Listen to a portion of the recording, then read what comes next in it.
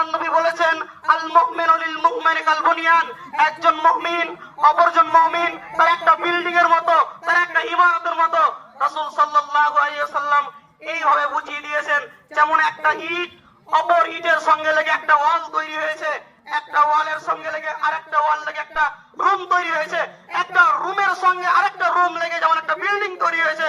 রাসূল সাল্লাল্লাহু আলাইহি ওয়াসাল্লাম এ কথা বলতে বলতে আল্লাহর নবী তার দুই হাতের উংলিকে এইভাবে প্রবেশ করালেন আর বললেন, হে আমার উম্মত শোনো, যদি মুসলিমদের মধ্যে যদি ভ্রাতৃত্ব ভাব করতে হয় তাহলে একজন মুসলিম অপরজন মুসলিম এইভাবে লেগে থাকবে দুনিয়ার বুকে, তাহলে কোনো বেজাতি তোমাদের উপর আক্রমণ করতে পারবে না। আজকে প্রত্যেকটা মুসলিমকে আমি উদাত্ত আহ্বান করছি, হে মুসলিম এক হও, কে হানাফি কে ফরাজি কে দেওবন্দি আমরা চিনি না, আমরা চিনি আমরা মুসলিম। আজকে আমাদেরকে ঐক্যবদ্ধ হতেই হবে। আমরা মুসলিম, কে হানাফি কে দেওবন্দি কে ফরাজি এই দেখে লাভ নেই। কেন আজকে বেজাতিরা আমাদেরকে হত্যা করতেছে? দেখো মাথায় টুপি আছে তাকে হত্যা করো, তার নাম আব্দুর রহমান তাকে হত্যা করো, তার মুখে দাঁড়িয়ে আছে তাকে হত্যা করো। আজকে মুসলিম জাতি একবারে সব থেকে নিচু তলায় চলে গেছে।